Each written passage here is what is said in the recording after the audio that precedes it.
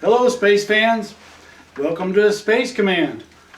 My name's Brian and we're going to be talking about some space news today. We want to be your source for space news. Today we're going to be talking about the Fleecing of America. That's right, boondoggles. Government money, wasted. But before we get started with that, let's cover a few things. It has been 3,015 days since the United States has been able to send American astronauts on American spacecraft to space. 3,015 days. The last time was when the Space Shuttle Atlantis landed and ended its mission in 2011, and since then it's now retired and on display at the Kennedy Space Center. So since that time, we've been sending our astronauts to space on the Russian Soyuz capsule, and that has just been amazingly wasteful. $86 million per seat to send an American astronaut to space on a Russian Soyuz capsule. Well, we're counting the days till we're going to be able to send astronauts to space on American spacecraft. So hopefully it'll be soon, hopefully. But that's not the topic of today's broadcast. Let's talk about some space weather. Today on Mars, it is negative 14 degrees Fahrenheit. That's the high. The low is negative 110 degrees Fahrenheit. And the sun rose this morning at 5:52 this morning, and the sun's going to set at 5:34 this afternoon, or this evening.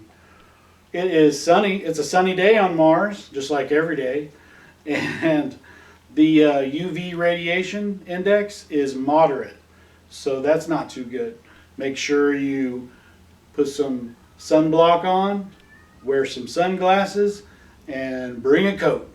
Negative 14 degrees. Yeah, that's a little chilly. All right. Well, the Fleecing of America, right? Unbelievable developments with NASA's SLS space launch system have been taking place over the last couple of months.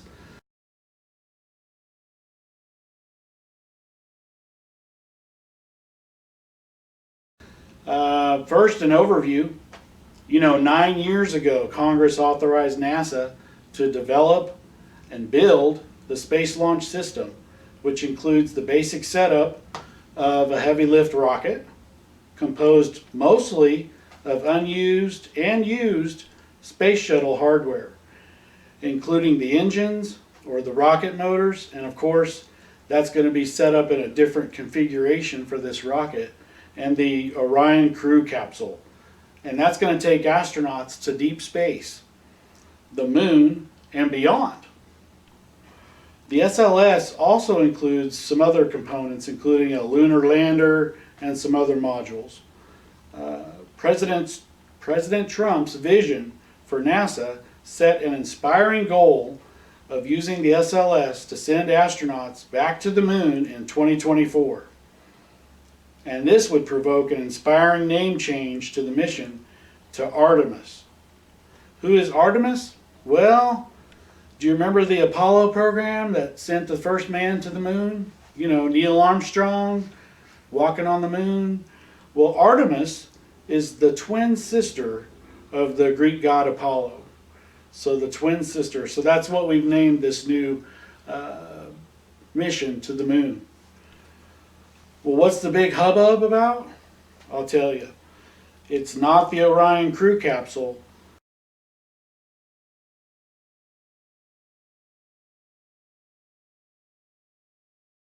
It's built, it's tested, it's ready to go. So it's built by Lockheed Martin, and the Orion crew capsule is ready to go. It's all set. The problem is the rocket.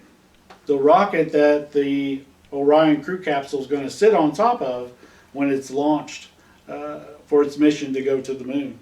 That's the problem. And it's being built by Boeing. The SLS rocket was supposed to launch for a test run in 2016, but it was nowhere close to being ready. Nowhere close. So far, it's cost taxpayers nearly $20 billion and 9 years to put these space shuttle spare parts together in a new configuration. $20 billion, 9 years to put the spare parts from the space shuttle together. Goodness. Well, part of the problem is NASA and Congress somehow agreed to award Boeing the contract via the good old boy system, the cost plus system. The cost plus system means that Boeing can keep asking for more money, more money, more money. And it's never ending. They can just keep coming back and asking for more money.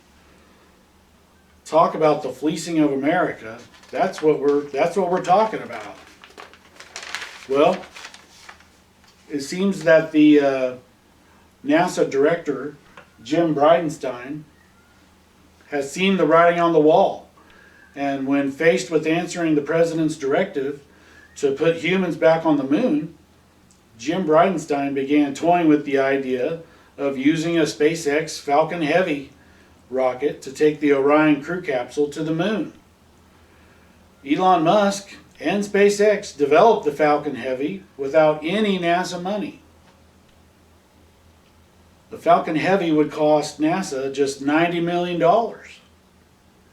And the three boosters return to Earth and land on landing pads.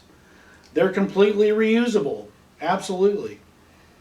The Falcon Heavy is the most powerful rocket in existence today, and it's 1/3 the cost of its nearest competitor, United Launch Alliance's Delta IV Heavy. 1/3 the cost. Now, Jim Bridenstine next took the unprecedented step of firing NASA's Associate Administrator for Human Exploration and Operations, who was Bill Gerstenmaier. So he was fired. So far, the cost of $20 billion and 9 years development and counting, NASA is stuck with the SLS rocket. And it isn't even reusable. And it's still not ready to go. The thing is disposable. Those rockets, when the mission is finished, will most likely end up on the bottom of the ocean. Jim Bridenstine soon had to realize what a mess he really had. After Bridenstine floated the idea of using the Falcon Heavy, it didn't take long for the backlash to begin. What am I talking about? Well, the SLS rocket is being built by Boeing, and it's being built in plants that are located in about 5 different states. So politicians from multiple states really started putting on the pressure on Jim Bridenstine. It's all about jobs and it's all about money. It's all about the revenue that's being pumped into the economies of these states. And the politicians from these states are not about to lose their cash cow. You can bet. So when they heard that Jim Bridenstine was floating the idea of using the Falcon Heavy, they were not happy. All right, so $20 billion and 9 years later, NASA is stuck with this SLS rocket. It has recently been disclosed that Boeing has actually been in a work stoppage with the SLS rocket since September. A work stoppage. Nothing's being done. Can you believe that? Well, here's the deal. Several months ago, Boeing actually completed the first core of the SLS rocket. That's good news. Absolutely. They finally completed the core of the rocket. Well, the problem is that this is the bad news. The problem is that what caused the work stoppage is that Boeing decided to install the rocket engines while the core of the rocket was horizontal. So Boeing had trouble installing these shuttle engines horizontally. And then they decided that they were going to try to install the engines vertically, standing up, which is how it's always been done. SpaceX does it that way, etc. So now they want to install the engines on the SLS rocket vertically.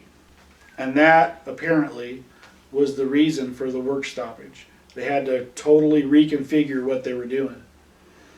Well, surprise, surprise, Boeing has actually sent Jim Bridenstine back to Congress to ask for more money. Over $1 billion more, in fact. So nothing's being done. They're in a work stoppage and they need $1 billion more. Can you believe that? The fleecing of America. That's right. Well, the rocket being built right now is termed Artemis 1, which NASA has said will launch uncrewed to the moon and back in 2020. That's next year. No, that's just about 2 months away. 2020. Are they going to make it? I don't know.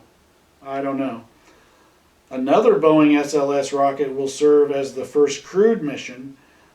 That would be Artemis 2. And that's going to send NASA astronauts around the moon and back in 2022. Then SLS Artemis 3 will take astronauts to the lunar surface in 2024, fulfilling President Trump's desire to send humans back to the moon in 2024. That's the mission. Now remember, these SLS Boeing rockets are not reusable. And most likely they're going to end up on the bottom of the ocean, as I mentioned. Well, so is this all clear as mud? I tell you what, it is a confusing issue to discuss, especially with the politics involved. But let me just put it in a different perspective for you if you haven't gotten the picture so far. What do you think? How many Falcon Heavies, SpaceX Falcon Heavies, could NASA buy for $20 billion? Well, I'll tell you. We could buy 222 Falcon Heavies for $20 billion. 222 of them. How many of those how many Falcon Heavies do we need to complete this mission to the moon in 2024? Well, because the Falcon Heavy is reusable, the 3 boosters return and land on landing pads, the thing can be refurbished and sent right back up in a short period of time. We actually only need 1 Falcon Heavy. And the Falcon Heavy, again, is $90 million. Not $20 billion. $90 million. We just need 1. But we could buy 222 Falcon Heavies for what we've paid Boeing so far. That's just what we paid Boeing so far. Now, it's projected that it's going to cost about $1 billion to launch the SLS rocket. $20 billion was to develop it. It would probably cost another $1 billion for each launch of the SLS rocket. Meanwhile, SpaceX could provide this service to NASA easily for $90 million. That puts it in a little bit different perspective for you, and I think maybe you'll see what I'm talking about here when I say the fleecing of America. Absolutely. Well, Jim Bridenstine is enthusiastically promoting how the Artemis program may see the first human back on the moon. And guess what? It's possibly and probably going to be a woman. The first woman to set foot on the moon could be the Artemis program and this SLS rocket and the Orion crew capsule. So don't get me wrong. We are not against the SLS program. We're not against the Artemis program here at Space Command. We are enthusiastically cheering NASA on and hope that these milestones, the 2020, the 2022, and the 2024 milestones are met and that we do get back to the moon. That is a very exciting prospect, and we hope it does come to fruition. what we're talking about here, the Fleecing of America, is this deal where we're just given unlimited amount of funds to Boeing to develop this rocket in 5 different states with a cost plus contract where there's no end in sight for the amount of money that we're spending. So that's just crazy. It is absolutely crazy. Let me let you chew on this for a minute. What do you think's going to happen if SpaceX's new Starship, the stainless steel Starship,